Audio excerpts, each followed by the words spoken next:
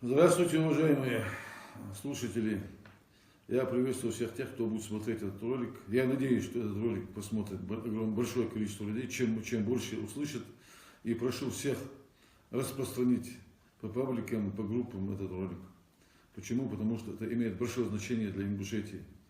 Дело в том, что в последнее время, я не знаю, как назвать, и оскорбить не хочу, задеть ее не хочу. Есть всесоюзная бабушка, если можно назвать ее так, Валентина Матвиенко. Этой бабушке давно пора внуков и правнуков нянчить. Она тут занимается по телевизору объединением, присвоением, укрупнением, уплотнением регионов наших. Вместо того, чтобы нянчить внуков и правнуков своих, она занимается разжиганием межнациональной розни, это раз. Второе, не спроси у народа, хотят они, не хотят они. Если человек такого уровня говорит о таких вещах, значит это не безосновательно. Она 2 раза сделала такое заявление, и такое ощущение у нас складывается, как будто бы проверяет нашу реакцию. Так вот, уважаемая Валентина Матвиенко, ингуши все как один, 99,99% против объединения, укрупнения, уплотнения нашего региона. Слишком большой ценой нам удалось, слишком дорого мы заплатили за свою государственность. И в 2017 году, и в 2024 году получили мы эту государственность, и сегодня, и 100 лет этой государственности скоро будет. И тут, мы должны якобы из каких-то экономических соображений отказаться от своей государственности. Вам давно пора понять, что никогда в жизни ингуши на это не пойдут. Никогда не пойдут. Будем противодействовать этому всеми доступными нам путями.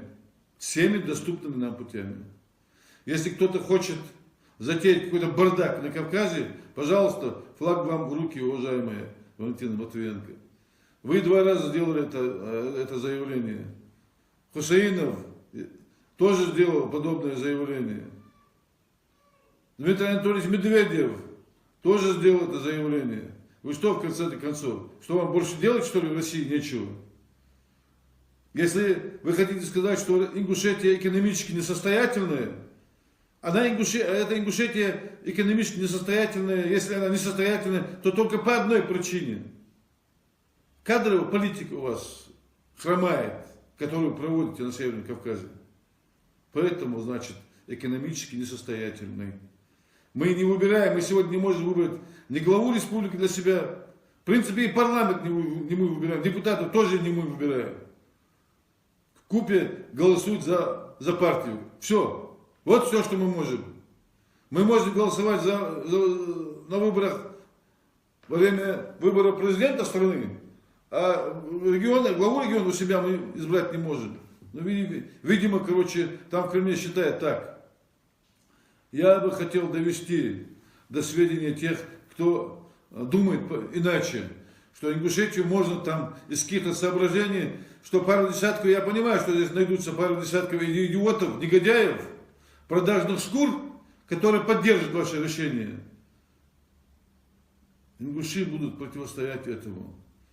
И Аллах нам в этом, мы надеемся, поможет. Да поможет нам Аллах. Ассаламу алейкум.